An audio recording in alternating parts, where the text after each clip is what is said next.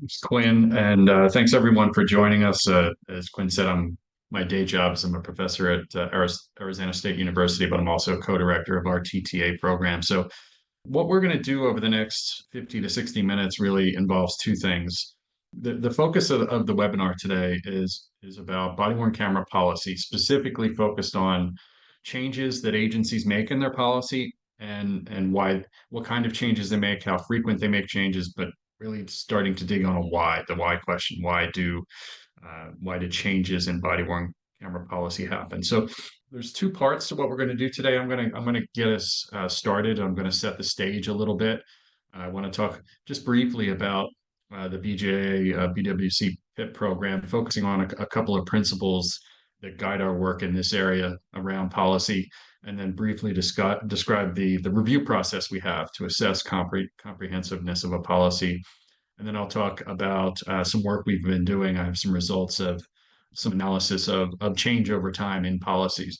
So all of that should take us about 15 minutes or so. And then what I want to do is really move on to what is, I think, the best part of this webinar today, which is to basically just have a conversation with the representatives of the three agencies that have joined us and just talk about these issues. So I've got a set of questions to kind of run through, but this should be relatively informal and hopefully informative. We should have plenty of time for questions from the audience. So use the chat function, raise your hand, so forth. We'll have somebody who's monitoring those things so we can make sure questions are answered. And then hopefully we'll have some time as well at the end for some final thoughts from John Markovic from BJA. So that's the plan for today. So why don't we get started? And really what I wanted to do is just start by, as I said, setting the stage. We believe in this grant program that administrative policy is the foundation of a successful body-worn camera program. And our mantra, which you see on the slide, essentially is that good body-worn camera policy will lead to good body-worn camera practice. So at the core of a good program should be a detailed, comprehensive policy. The other principle I wanted to mention is that body-worn camera policy, we believe, should not be static. It should change over time. The reasons for change we're going to get into, it could be things like a change in state law. It could be things tied to technology. The adoption of auto triggers, for example, could result in change in policy. It could be a whole range of things.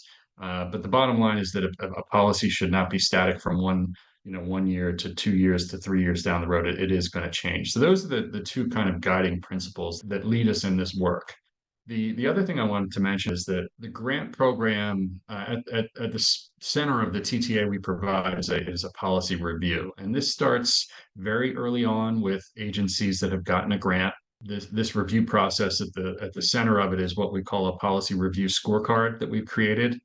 You see a portion of it here. It's an Excel spreadsheet. It's not fancy. It's publicly available. You can see the link there.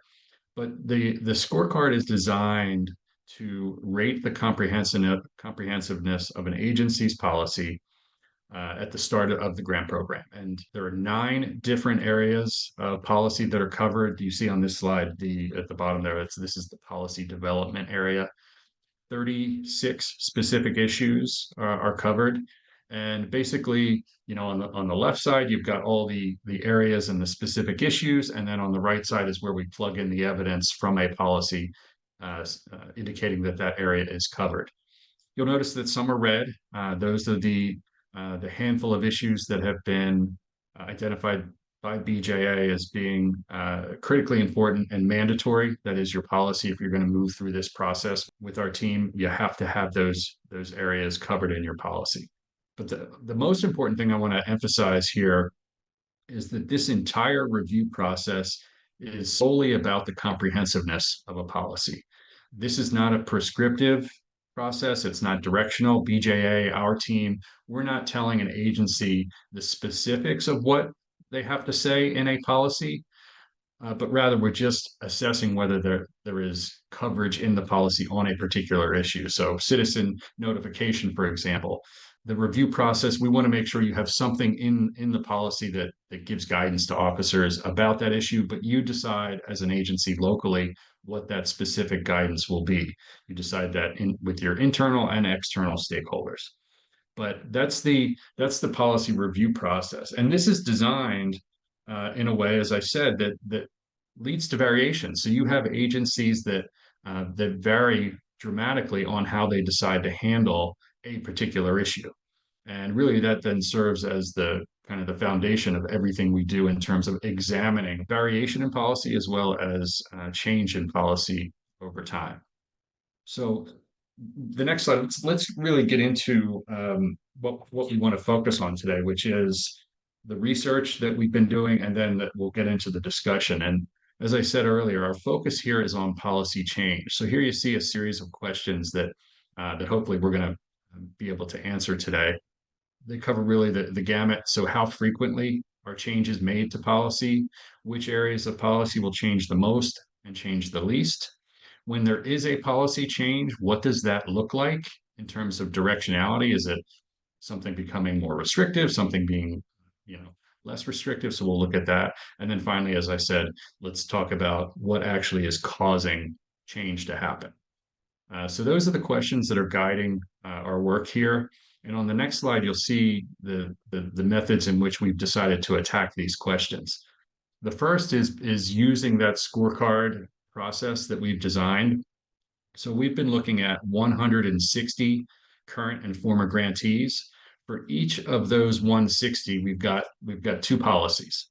We've got the original policy they had in place when that grantee went through our policy review process. And then now we also have what is the current policy of that agency, or at least what the current policy was as of late 2023. So for each grantee, each of the 160, two policies, all we did is we just put them right next to each other. We've got the scorecards for both, and we just compared them to see if we could identify where notable substantive changes have occurred. The second piece of what we've been engaged in is we created a survey that is designed to really dig in on the why question, those drivers of change. And we had 25 agencies who have completed that survey. So the results that I'm going to present now really come from these two separate sets of analyses that we've been engaged in. So if we move on to the next slide, we can begin to answer that first question about frequency, about prevalence. So what you'll see on the next slide is, like I said, we had 160 agencies. For each of those agencies, we had two policies right next to each other. Let's look to see how often change occurs. So you can see of the 160, 130 of those agencies did in fact make changes to their policy. And if we move to the next slide, we can see some more specifics of those changes. So do the math. 130 of 160 is about 81%. So the majority of agencies have made changes to their body-worn camera policy over time. In fact, if you look at, and we did, the number of changes that were made in those 130 agencies, it approaches 1,957 unique changes to body-worn camera policy for those 130 agencies, which works out to about almost 7.5 changes per policy. And no area remained unchanged for these 130. Every one of the 9 areas, I don't get into those areas in a second, but each of those areas had change. I've talked about the 9 areas. These are the 9 areas that are covered in our scorecard. You can see them along the bottom. And what you see here is the percentage of the 130 agencies that made a change, at least one change in each of these 9 areas. So for example, the area that changed most frequently for these agencies was the BWC viewing area. 72% of agencies had one or more changes in this area. BWC viewing involves officers' authority to review, supervisors' authority to review different reasons for reviewing, auditing, looking for compliance with policy, those kinds of things. The other areas that experience frequent change, the activation area at 60%, general issues, which involves, who's going to be assigned a camera, that kind of thing, at 55%. The areas that change the least, training in particular, only 29%, and the deactivation area at 35%. So this moves us from just a discussion of how frequent changes are to actually where in policy are those changes occurring. The next slide gets into the third issue that we wanted to talk about, which is the direction of change when it occurs. So as I mentioned earlier, there were 957 unique changes to policy. The pie chart here tells you what kind of changes occurred. So for example, the most common change at 42% of all changes was a change in policy that made language more restrictive. So the addition of conditions, more restrictive language, those kinds of things was the most common kind of change. Much less common was a change that made the policy language less restrictive. So making things more lenient, if you will. And I'll give you a couple examples in a minute. What was surprising to us is that there was a notable amount of removal of policy language. That is, there was text in the original policy on issue X, and now in the current policy, it's not covered at all. So maybe in the Q&A portion of this, we can have some discussions of the reasons why an agency might remove language. I wanted to go over, I just give you a couple examples of what this might look like. So here you see for a department in Georgia, the policy that they had with regard to officers who are off duty and whether they should be wearing cameras. So remember what I said, we had the original and then have the current policy. So off to the right there, you see what the language was in their policy originally. So basically the policy said officers are not required to wear their WVR during off-duty assignments. What you see highlighted in the middle is that same agency's current policy on the same issue. And you can see it's substantially different. In fact, that same agency is now requiring officers to wear their cameras during off-duty assignments. So this is an example of one of those more strict changes. The next slide, we see another example of that, different issue. This is for an agency in Texas, and this involves supervisory authority to review footage, particularly for performance evaluation as well as compliance with policy. Similar kind of setup here on the right, you see what the department said originally, which was, prescriptive in terms of not permitting supervisors to review. Recordings shall not be randomly reviewed.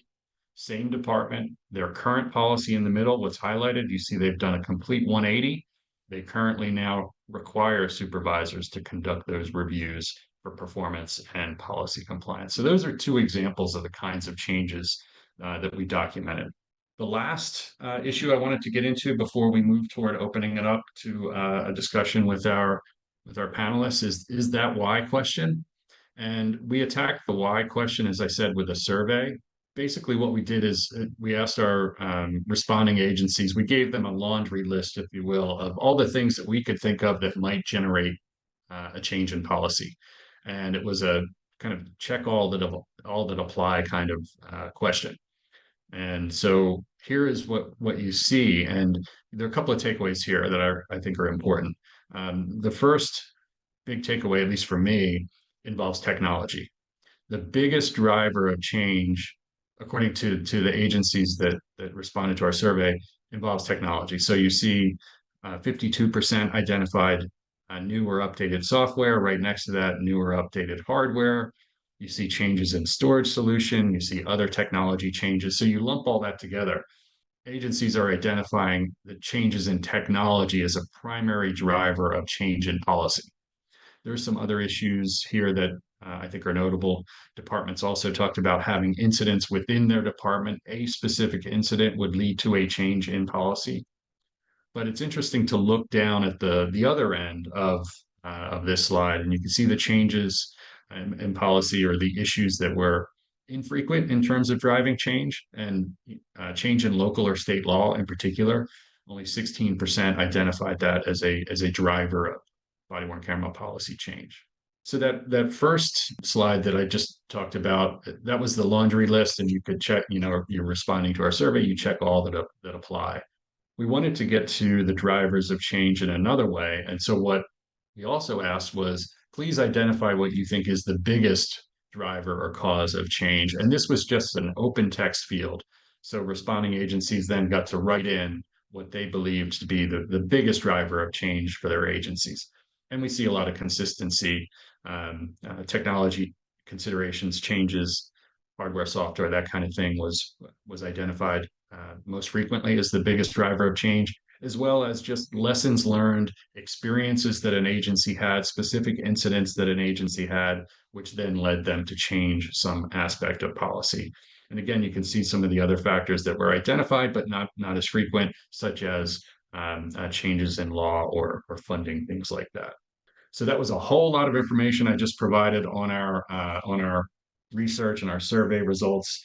On the next slide, I did want to just identify real quick a report that we released just about 2 months ago that provides much more detail. I just gave you a snapshot, really, of the most interesting kinds of changes, but there's a ton more information in this report if you really want to dig in on the frequency of changes, what's changing, how it's changing, and why it's changing.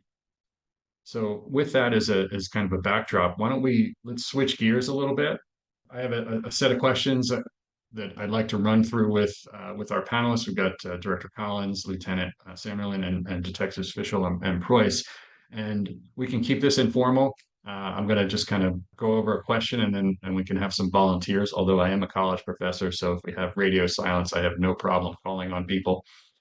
So why don't we just start with the first question, and before we get into the specifics of policy change, I'm curious about the policy review process. So perhaps one of our respondents can just talk about how often they do a review of their body-worn camera policy and what that review looks like. Is it one person just kind of sitting down once or twice a year, or is there, the creation of a policy committee? What does that policy review process look like?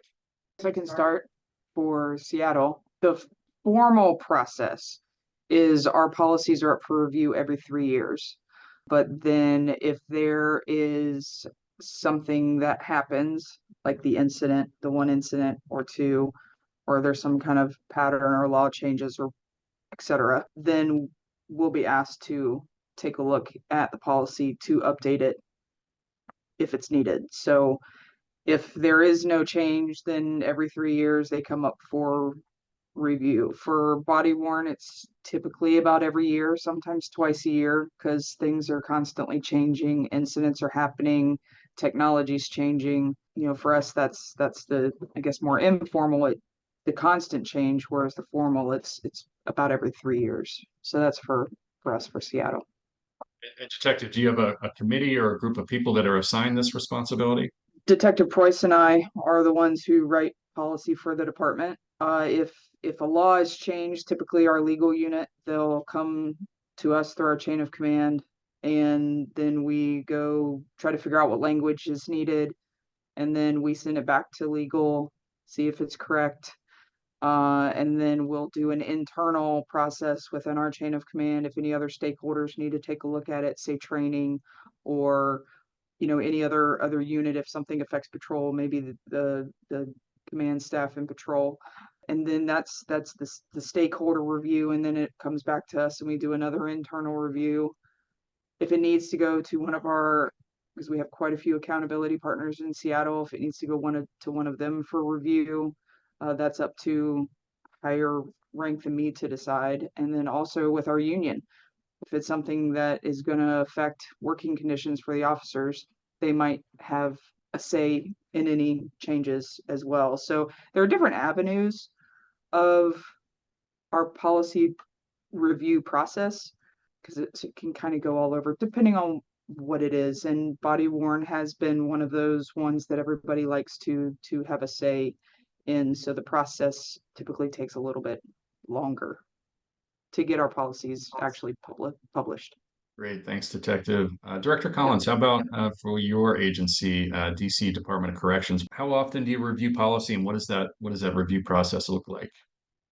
Similar to Detective Fisher, basically, we have policy review every 2 years, officially. But like she mentioned, there could be some issues that occur during a time where we may have to do some review or amendments. The principal stakeholders lay the baseline. We call it baseline policy changes. And then the secondary stakeholders, like, for example, that would be our operations division, would conduct a review and there would be some back and forths before it's sent to our policy office. And then we have a policy review of all supervisors agency-wide once a month. And once it's put on a review schedule, presented to the agency management team, and then from there, it's submitted to our general counsel and then to our director for finalization.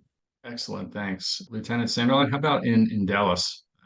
What is the review process? How often and what does it look like? Yeah, for us, it's officially every 2 years, but we find that it actually happens quite a bit more frequently, kind of like Detective Fischel said. For us, kind of lining up with a lot of your stats that you got off the survey, a lot of it is technology based. And then again, a lot of it's incident based as well. So for instance, we just did our rollout of our Axon body worn 4s. So there were new features on that required us to make minor adjustments to policy. We've had incidents over the years that have required adjustments to policy. Like the other two speakers said, it can be started by certain units, such as ourselves, operational technology, and the body camera unit operates under our umbrella, or by other units. Typically, it kind of starts from us unless there's some major incident, kind of goes up the chain from our office for the most part.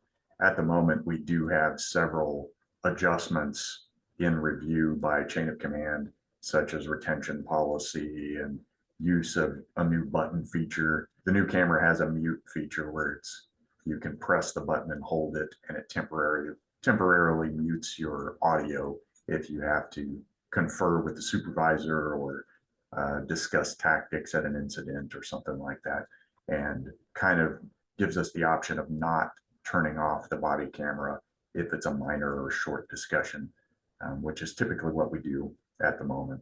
Great, thanks. Lieutenant, I'm going to stick with you. My next question, actually, Detective Fischel had provided some detail on it. The question was simply, okay, you've identified an area for change. Change needs to happen.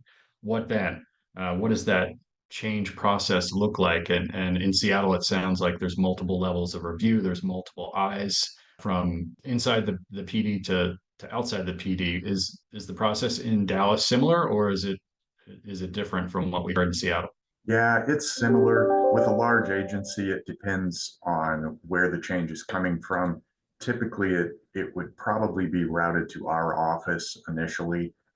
We would review the policy, the request for the change, write up a general orders update to fit in with the wording of the current policy so that it matches what we're doing. And obviously, some people may want changes, but they don't always understand the technology behind it and the way the interfaces work and all the logistical problems you run into. And so our unit can write it up, send it up our chain of command, and our executive assistant will go from there. After that, it goes to the planning and policy unit, which is very similar to where it sounds like Detective Fischel works. And they will make sure it's correct and that it fits into general orders. Once that's done, then it gets made official. And again, with a large department, that can take many months sometimes. Excellent, thanks. Third question, I'm going to go to Director Collins, and the question is: so you've gone through this process now. You've made a change. That change is instituted into policy now. How do you communicate that then to the relevant personnel in the organization? What's that process look like? Initially, the policy is presented to, of course, the management team agency-wide, and then there's some input there, final input. And if it clears that portion, then it's a matter of going through our training mechanism, our roll call training. Our officers are required to review policy and acknowledge their review of the policy. Our supervisors are mandated to review policy, as well as the major primary stakeholder, which would be our office as it relates to body-worn camera. So we would have the responsibility to assure that staff and officers are thoroughly familiar with the policies by addressing the various teams ourselves, and then sending it out electronically and through agency protocol. Excellent. And how about in Seattle? Once the policy change has been instituted, all those reviews have occurred, then what's the communication process look like for essentially publicizing that change? Yeah, I can take this one. So for us, once the policy's been approved by our chief for publication, we will write a department-wide email that will go out that'll highlight all the changes in the policy. And then we also utilize Power DMS, which allows us to do tests. So everybody's required to sign the policy and acknowledge that they've read it, but then also it's accompanied by usually a 3 to 10 question test that kind of highlights some of the bigger changes in the policy, and they have to complete those as well. Excellent. And Lieutenant, in Dallas, similar process? Yeah, it gets formalized in general orders, and for the most part, it's sent out via department-wide email. And then we also implement a Police One module. Basically, that kind of gets everybody to view it and verify that they viewed it. And that goes out through our training unit. And that kind of ensures that everyone gets it and we have proof that everyone got it. Great. We have a question from our esteemed leader at CNA, Chip Cauldron. Chip, do you want to fire away with the question you have? Happy to, and thank you. I'm kind of curious. We have done, as you can imagine, a fair amount of work on the technical assistance side and on the research side and body-worn cameras in law enforcement and corrections over the past couple of years. And I'm interested in the notion of stakeholders and how stakeholders get involved in a policy review process. And I'm wondering if law enforcement and corrections think about stakeholders differently, whether they're internal or external stakeholders, and who are the stakeholders that you involve when you go about these policy change processes. So it's kind of an open question if anybody wants to chime in. So I guess I can start with that. I guess we kind of have 3 groups of stakeholders. So the first would be our internal stakeholders, and that's going to be the unit or units that are most affected or the subject matter experts on the policy that we're changing. With body worn, that's typically like our technology people, our technology unit, or the people who actually run the body worn cameras themselves. And then our second group is going to be labor, usually our officers guild. When we have bigger policies, especially like body worn, we have weekly policy meetings and they're involved in one of those every month. And so we'll take the policy to them. And then our third external stakeholder group is going to be our accountability partners. So that's going to be our Office of Professional Accountability, which is essentially our internal affairs, the Community Police Commission, which is a city organization. It's a group of a number of stakeholders from throughout the city that comment on our policies and practices. And then also the Office of the Inspector General, who kind of oversees all of those together. So especially, again, like with big policies like that, they will take the time to review those too. And then I guess finally, after all of that has been gone through, then it will get to the higher echelons of command, our assistant chiefs, the command group, and then finally the chief of police. Thank you. Appreciate that. Ben, is it any different for you? It's basically the same. However, we have a formulation of where the distance of our partners are. So, for example, our immediate stakeholders, our subject matter experts, actually set the policy. Now, at some point, when it gets to community review or outside the agency, the policy is already set, and it's basically in a review. If there's some drastic or some issues that we may suggestions that we may take and decide to include that in some changes will happen. But for the most part, the closer you are to the actual process itself, the more input you have on the policy. Got it. Thank you. Thank you very much, both of you. Then I'm going to turn to John Markovic at BJA, who has a question specifically about AI. John? Thanks, Mike. Just a quick introduction. My name is John Markovic, and I'm a senior policy advisor at BJA. I oversee the body-worn camera program. So thanks to CNA, Mike, and the presenters for conducting this webinar today. So my basic question is, Mike's data showed, analysis of data showed that technology is one of the drivers of change. We've seen the emergence of AI in all things, but particularly with digital evidence management. So has that affected your agencies, and how has that played out in any policy development or policy change? Yeah, for us, We're actually in the process of involving an AI component with our body camera for use for reviewing officers as far as their interactions with citizens and the emotional components that their actions from the citizens and the officers involved, the way they work together, the reactions of the citizens, the reactions of the officers, and kind of a quantifiable component out of that to determine, how the officer is working, how their interactions with the citizens are, and whether or not the citizen appear to be satisfied with those interactions. It's also going to have a wellness component in that so that it can potentially identify anomalous behaviors from officers. I'm using for instance, if my number is usually a 5 and all of a sudden it spikes up to a 9,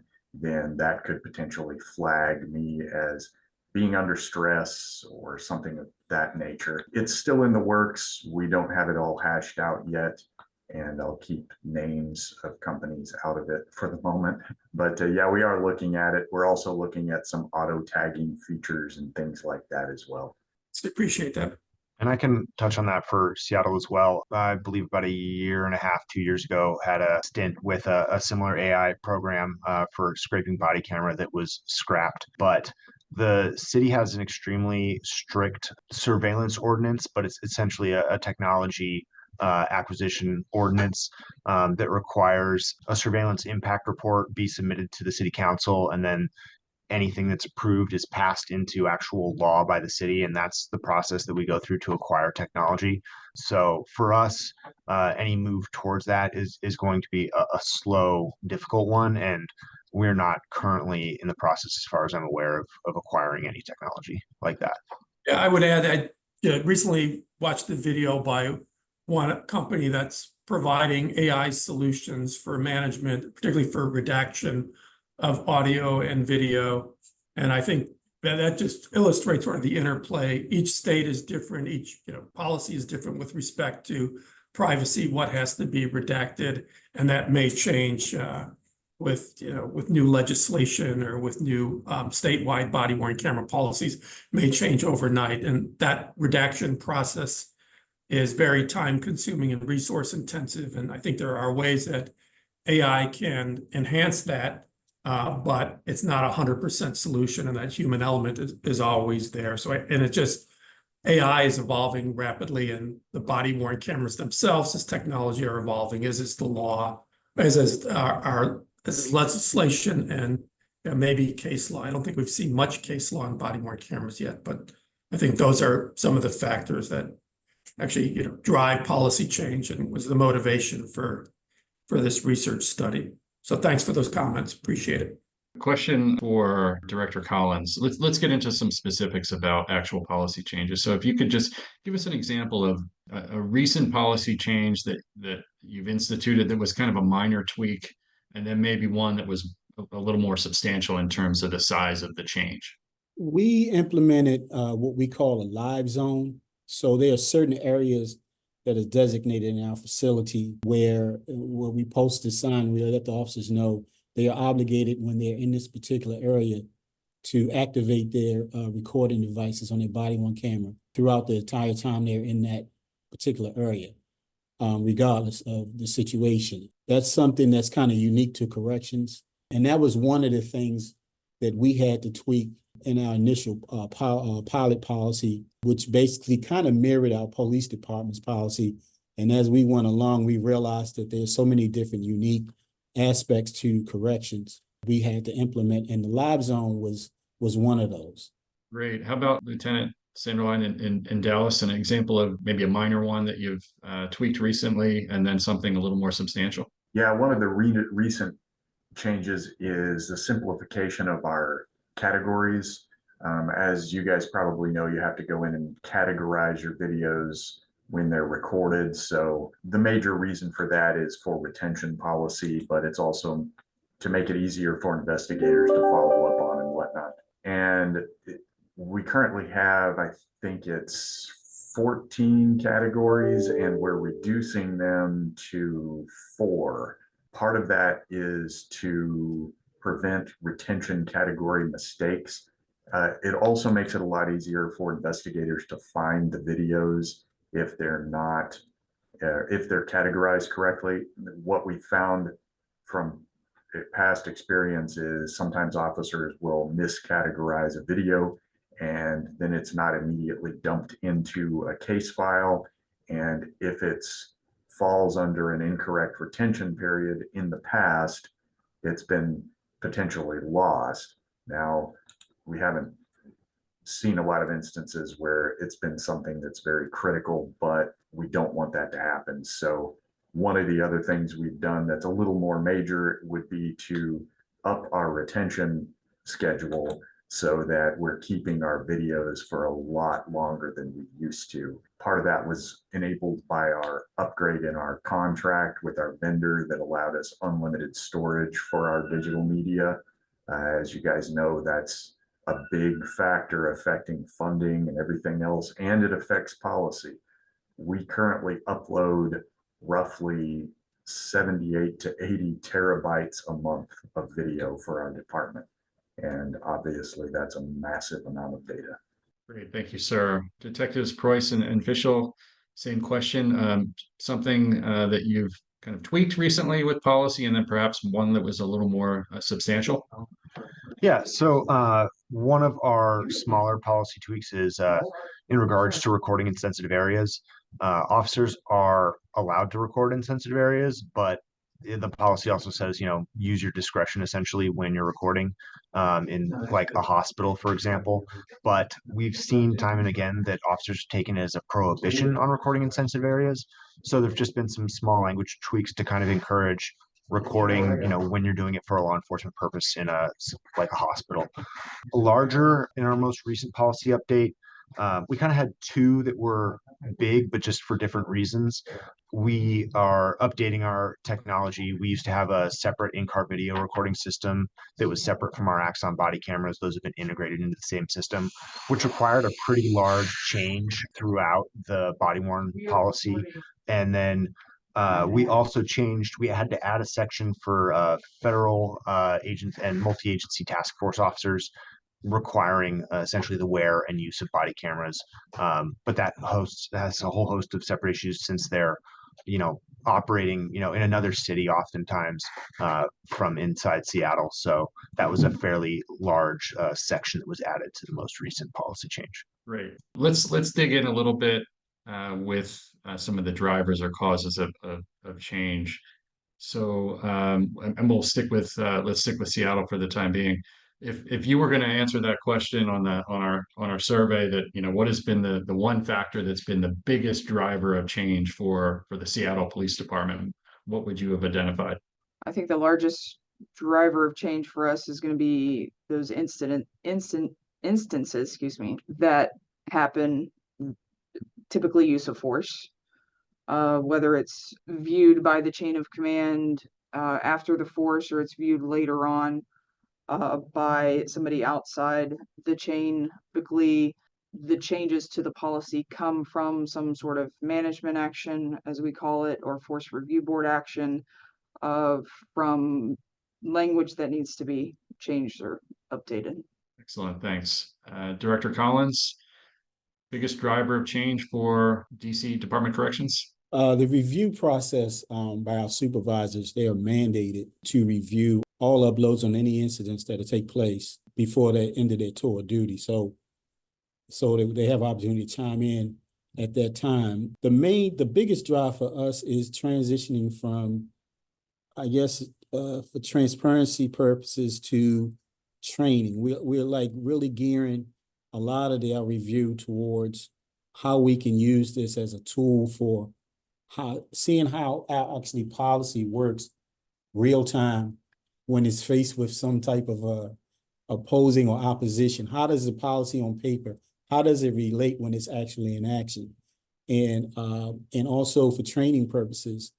So that's kind of like the direction we are going, because the incidents happen, but they're few and far between, so to speak. So the biggest thing that we get from it is the training and policy purposes. Lieutenant for Dallas. Yeah, I think the biggest driver of change for us is probably the same as everyone else, the incidents and then the technology. Incidents, obviously, we learn from our mistakes, and sometimes if we're really on top of things, we can identify potential problems before they hit.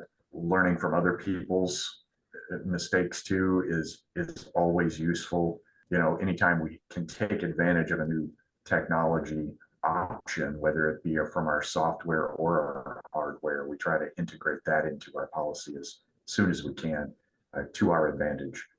Thanks. We have a question that came in from the audience. An individual who works for an oversight body for a large police agency. The question, the concern really is around a lack of oversight or accountability by supervisors. The question specifically is, have any of your agencies changed policy requiring increased oversight by supervisors and managers concerning a review of footage? So that review that's provided by supervisors. Any specific changes to that recently?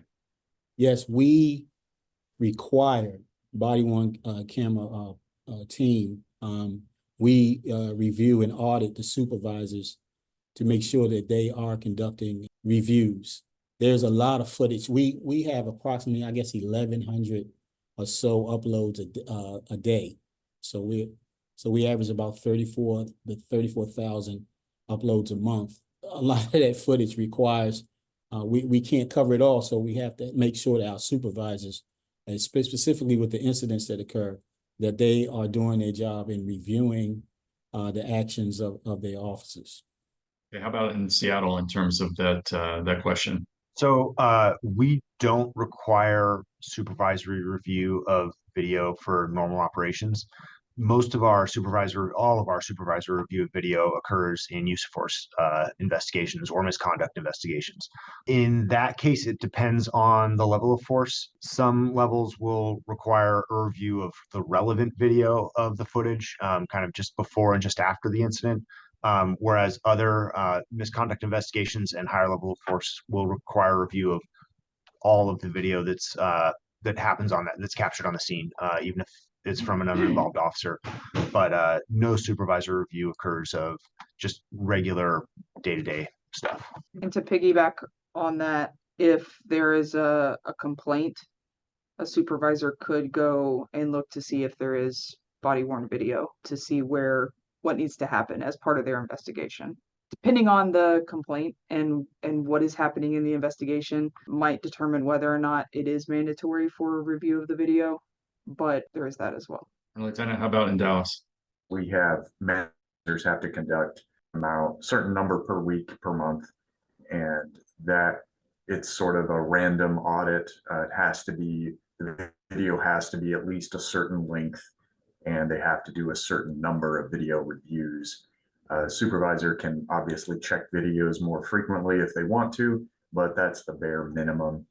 And we encourage them to do so.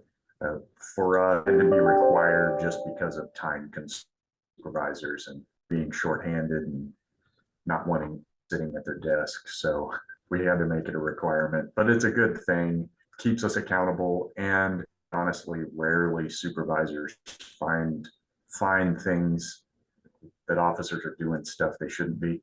For the most part, on our department, a great tool for officers have been exonerated on complaints that have actually gotten in trainings. For the most officers are with them, and a lot of them don't even want to go field unless they have their body camera with them.